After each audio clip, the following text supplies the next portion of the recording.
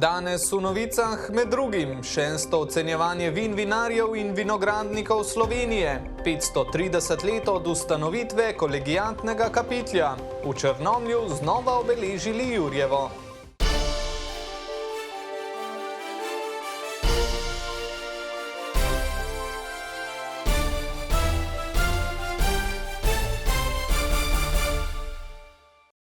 Lep pozdrav! Kmetje z različnih koncev Slovenije so danes zavzeli Trg Republike pred parlamentom v Ljubljani. V straži pa je potekalo ocenjevanje vin vinogradnikov in vinarjev Slovenije. Na eni strani nezadovoljstvo kmetov zaradi vse slabšega položaja, na drugi strani pa izbor najboljših vin z meddruštvenega državnega ocenjevanja vin.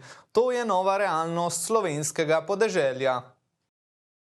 V Ljubljani je danes potekal že drugi protestni shod kmetov, na katerem so glasno povedali svoje zahteve. Ne prosimo državo za milijone, ne prosimo, ampak zahtevamo, da lahko na svojih kmetijah upravljamo tisto, kar najbolj znamo, to je pridelujemo zdravo in varno hrano za slovenskega potrošnika. Da se morajo ob 450-letnici velikega slovensko-hrvaškega kmečkega upora kmetje znova boriti za svoje pravice, je opozoril tudi prvi mož Vinisa. V zvezi se zavedajo, da lahko le skupaj naredijo korake naprej, zato so pred leti tudi začeli z meddruštvenim državnim ocenjevanjem vin. Glavni namen vsega tega pa je resnično bilo zbližati vinogradnike, ker veste, vinogradniki so se radi držali takole malo za sebe, Štajerci za sebe, Dolenjci, tudi Primorci, ne?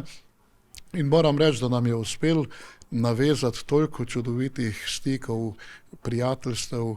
Na 6. ocenjevanju so 3 komisije ocenjevale 277 vzorcev vin iz vseh 3 vinorodnih dežel. Lahko rečemo, da so tu vzorci nekako v superfinalu, kajti osnovna ocenjevanja so vsa društva izvedla v svojih društvih, tako v obeh ostalih vinorodnih deželah, za našo vinorodno deželo. Lahko rečem, ali se pa pohvalim, da smo Dolenjci prispevali cirka 125 vzorcev. Kot je bilo slišati na odprtju ocenjevanja, slovenska vina odlikuje pestrost. Ko gremo v Franciji, vidimo 500 km, vsa vina enaka, z enakim okusom, tukaj pa gremo iz zidance v zidanco in imamo to raznolikost. Ne samo ocenjevanje, tudi letošnje srečanje vinogradnikov in vinarjev Slovenije 3. junija bo potekalo v straži. Še toliko bolj smo veseli, ker v letošnjem letu praznuje naše domače društvo vinogradnikov Straža 30-letnico aktivnega delovanja in bo to še nekako dodana vrednost našim vinogradnikom. Sočasno bo potekal tudi finale slovenske salamijade. Nadaljujemo v dolenjski prestolnici. Letos mineva 530 let od ustanovitve kolegiatnega kapitlja v Novem mestu. Njegova ustanovitev sodi v čas poznega 15. stoletja in v čas poskusov prenove katoliške cerkve. Obletnice so se spomnili s priložnostnim zgodovinsko-teološkim simpozijem, slovesnim bogoslužjem v novomeški stolnici in dnevom odprtih vrat. Novi kapitelj sta takrat čakali 2 veliki nalogi, postavitev primerne hiše za kanonike in ureditev njihovih dohodkov. Koncili so naročali prenovo verskega življenja. To je šlo za skupnost duhovnikov, za katero je bila značilnost predvsem, da so živeli skupaj, se pravi občestvo, povezanost, skupna molitev. To, kar danes pravzaprav zelo vsi pogrešamo. Imamo vsak svoje obveznosti in smo veliko z doma, po družinah, po župnijah, med sodelavci. In je zelo malo časa za to, da bi doživeli drugega, se pravi, da bi se med seboj začutili.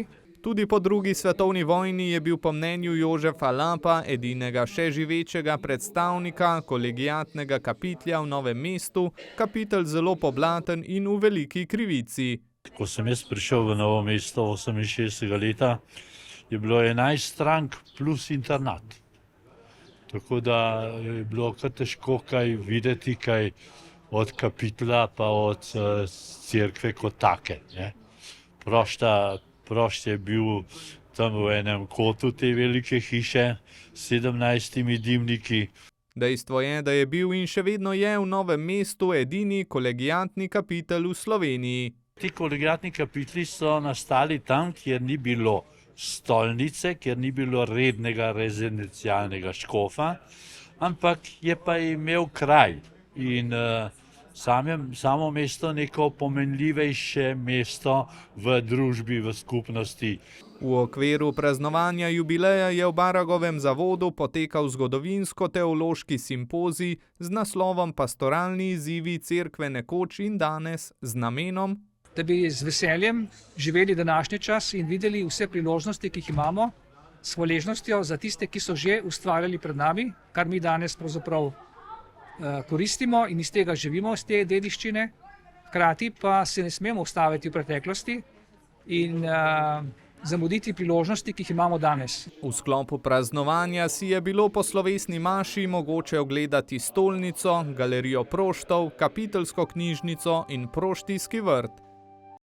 Zdaj pa še o enem častitljivem jubileju. Vaščani slovenske vasi v brežiški občini so pripravili vaški praznik, s katerim so proslavili 105 let svoje vaščanke Amalije Mohorič, ki je med drugim preživela 3 vojne, s kolesom pa se je vozila še pred 10 leti.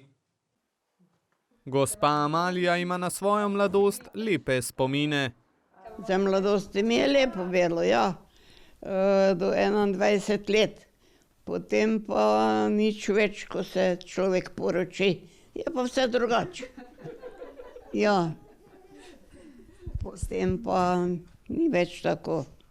Najprej sem jako rada popevala.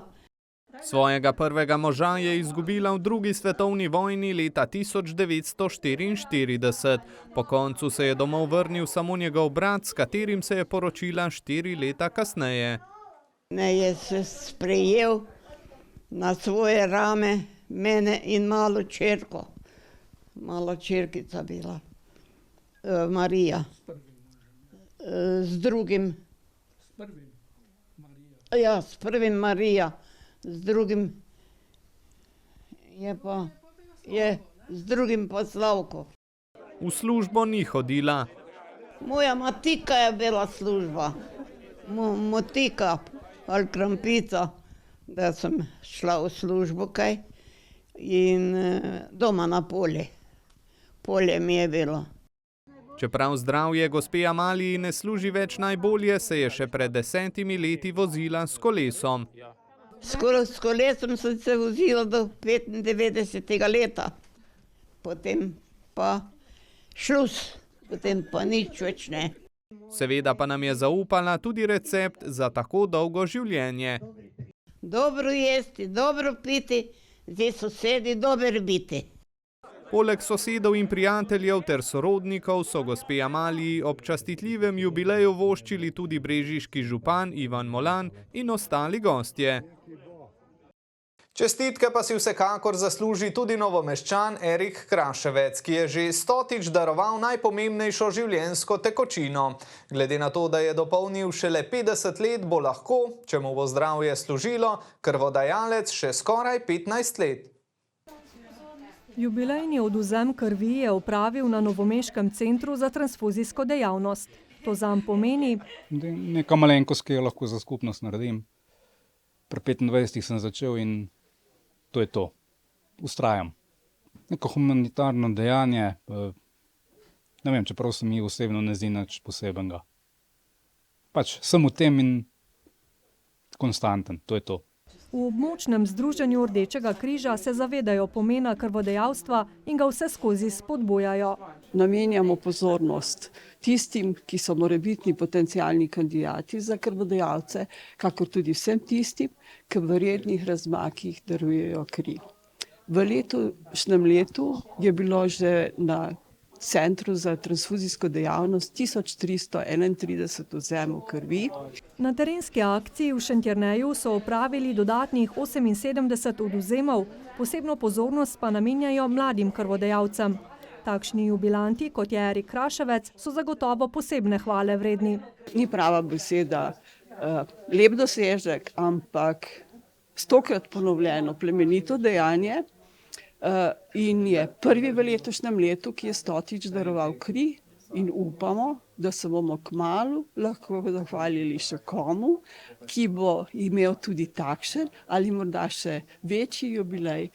Krvodajalstvo vsakodnevno rešuje življenja, tudi ali predvsem po zaslugi ljudi, kot je Erik Kraševec.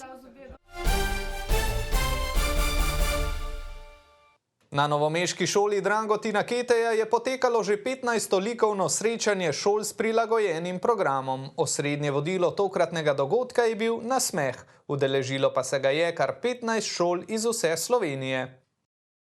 S tem so pokazali, da so učenci šol s prilagojenim programom resnično zmožni velikih stvari.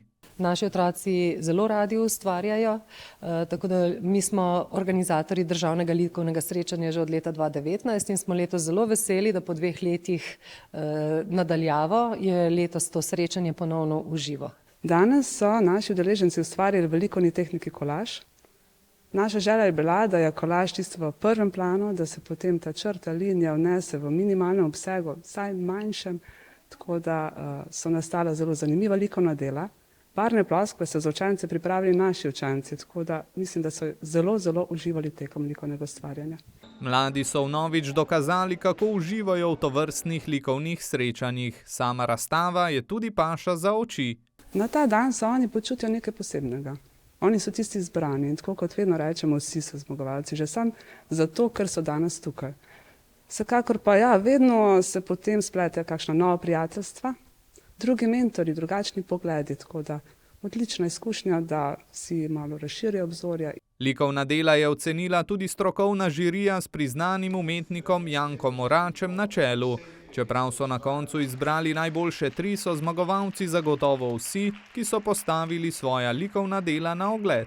Saj pravzaprav otroci od vsega začetka, kar shodijo, ko se začnejo igrati, jim je likovno izražanje eno najbolj pristnih. Na nek način izražajo svoje čustva, videnje in seveda skozi prva obdobja odraščanja, skozi likovno umetnost zaznavajo prostor okrog sebe. Sicer se osnovna šola Dragotina Keteja ponaša tudi z nazivom kulturne šole. Med drugim pripravljajo 8-kilometrsko učno pot, ki se bo začela prav pri spomeniku velikega pesnika pri šoli.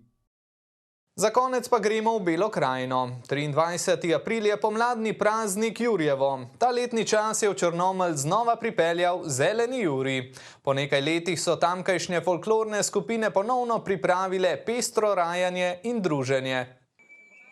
Jurjevo, praznik pomladi, je na Črnomaljskem trgu v središču mesta ob idiličnem vremenu in obilici obiskovalcev v polnosti uspelo. Mi smo se zdaj po parih letih, ko je malo nedelovanja skupine, spet zbrali, smo se odločili, da bi pač za začetek, ker to je res taka naša tradicionalna zadeva, da bi začeli s tem, da obudimo pač tole naše Jurjevo, to tradicionalno črnomaljsko obredje in črnomaljsko jurjevanje. Tako da nam je pa super ratalo, se mi zdi, ker tudi vreme nam je služilo. Izredno sem zadovoljen z organizacijo in z prireditvijo kot celoto. Predvsem pa Jurjevo pomeni prihajanje, odhajanje, predvsem pa prinašanje.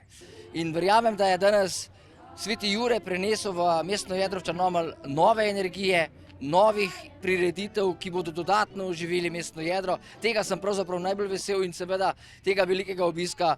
Zbrani so se zabavali ob nastopih 6 skupin z mlajšimi in starejšimi člani. Poleg nas so nastopali še mlajša in starejša otroška folklorna skupina osnovne šole Mirana Jarca, pa otroška folklorna skupina osnovne šole Loka Črnomelj, potem folklorna skupina Kut Lepanka Črnomelj in pa Kamiši baj Kut Zlata skledica. Tako da poskušali smo nekako združiti črnomaljske izvajalce, še posebej vse črnomaljske folklorne skupine. Še posebej sem vesel vseh mladih folklornih skupin iz osnovne šole Mirana Jarca, iz osnovne šole Loka. Vem, da deluje odlična mladinska in otroška folklorna skupina v Dragatušu. Tako da, bom rekel, čutim en razmah folklorne dejavnosti v občini. Med dogodkom sta 2 mojstra iz lipovega lesa izdelovala 2 pastirska instrumenta, rogove in piščali.